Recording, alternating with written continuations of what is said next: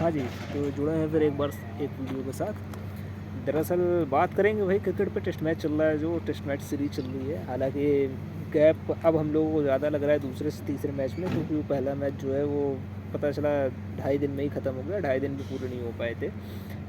तो बात करेंगे इस पे कि क्या नई रणनीति होगी टीम की। आप 2 टेस्ट मैचों की 5 मैचों की टेस्ट सीरीज़ में आपने जो 1-0 की बढ़त बनाई थी, उसके बाद से फिर आप टेस्ट मैच दूसरा वाला हार गए हो। अब कहने को एक टेस्ट मैच ही आप हारे हो, लेकिन इससे सवाल बहुत सारे खड़े हो जाते हैं। अब सवाल कैसे खड़े हो जाते हैं, ये सोचने वाली बात है और ये देखने वाली बात है। और उसके बाद ये देखना पड़ेगा कि इससे आप वापस कैसे आओगे। कि मान लो सीरीज़ लंबी जब होती है तो ऐसा नहीं होता। ऑस्ट्रेलिया पहला टेस्ट मैच हार गया था तो ऑस्ट्रेलिया ने सारे टेस्ट मैच हारने थे, आपने सारे जीतने थे। ऑस्ट्रेलिया ने बाउंस बैक करना था, ऑस्ट्रेलिया ने वापस से आना था। लेकिन अब ये देखने वाली बात है कि आप एक टेस्ट मैच हार गए हो तो आप कैसे वापस से आओगे। क्योंकि देखिए, कभी भी बड़ी टीम जो होती है वो अपने वापसी से ही जानी जाती है कि एक बार आप दीवार पे पीठ लग जाए आपकी तो आप वापसी कैसे करते हो, बैक में सारी चीज़ें कैसे लाते हो।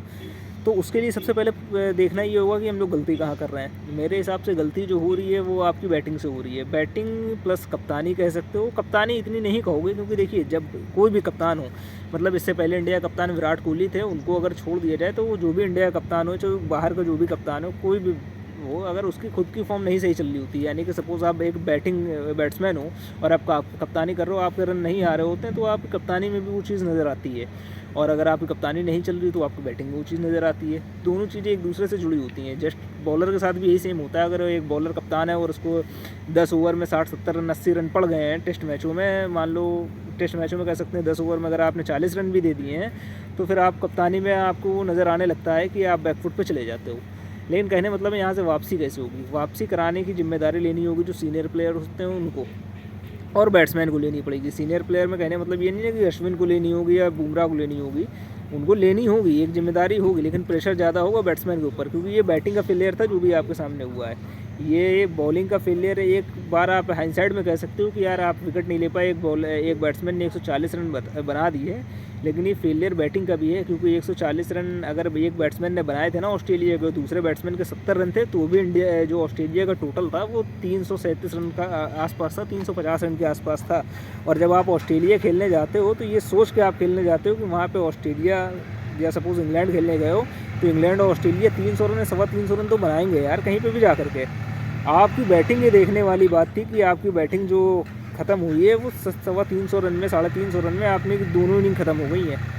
मतलब 19 रन का ही फ़र्क था उनकी एक इनिंग में, आपके दोनों इनिंग में। तो आपको देखने वाली बात ये है कि आप कैसे यहाँ से बैटिंग करते हो, बैटिंग को कैसे सुधारते हो। क्योंकि बैटिंग का फेलियर ऐसा फेलियर नहीं ना जो कि 10 मैचों में ये पहली बार आ गया, एक बार आ गया। आपके बैट्समैन जो है वो पीछे से रन बना के नहीं आ रहे हैं।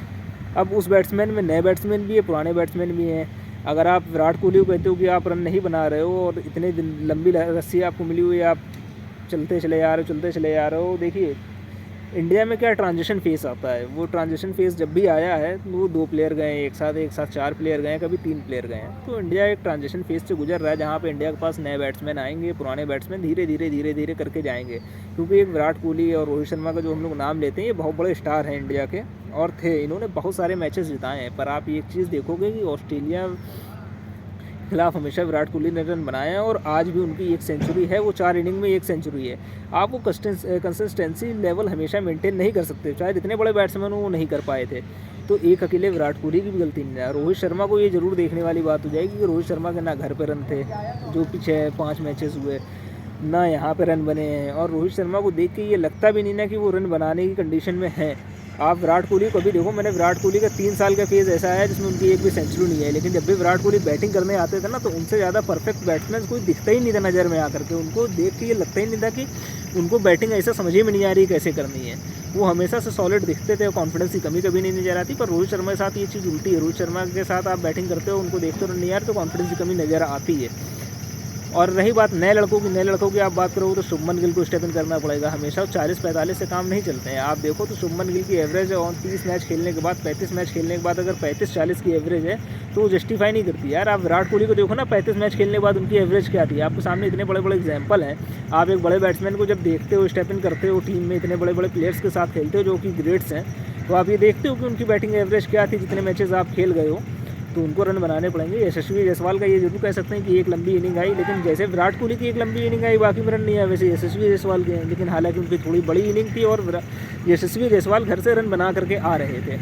और दूसरी चीज़ आपको बैटिंग के अलावा जो देखनी पड़ेगी वो ये देखनी पड़ेगी कि आपकी कप्तानी, जिस समय मैंने विराट कोहली को देखा है, मैं विराट कोहली को मैंने जितने भी टेस्ट क्रिकेट खेलते देखा है या वनडे क्रिकेट या T20 क्रिकेट खेलते हुए देखा है, जितना भी खेलते हुए देखा है, उनकी एक सिफत थी, खासियत थी ये चीज़ की कि उनकी बैटिंग की फॉर्म चाहे जैसी लगी, उनकी कप्तानी पे वो चीज़ असर नहीं करती थी। कप्तानी वो ऐसे करते थे खूंखार वाली बिल्कुल। मैंने देखा कि आप ऑस्ट्रेलिया के खिलाफ यार सारी चीज़ें कर रहे हो, ये कर रहे हो, मतलब टीम मैच खेल रहे हो, सारी चीज़ें कर रहे हो, आपके पास कोई प्लान नहीं था। एक बैट्समैन आपके पास आया, वो आउट ऑफ द बॉक्स आ गया, वो मारता चला गया, आपके पास कोई प्लान ही नहीं था।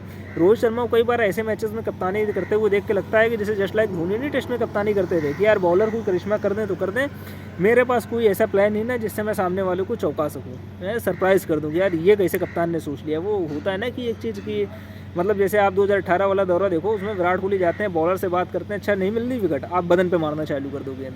आपने यहाँ शॉर्ट पिच बॉलिंग देखी जो एडिलेड में हुई है, वो शॉर्ट पिच गेंदों में कितनी गेंदें ऐसी थी जो बैट्समैन के हाथ पे लगी, सीने पे लगी, सर पे लगी। तो आप वो अटैकिंग चीज़ टीम में पैदा करना, ये सारी चीज़ें विराट कोहली के अंदर था।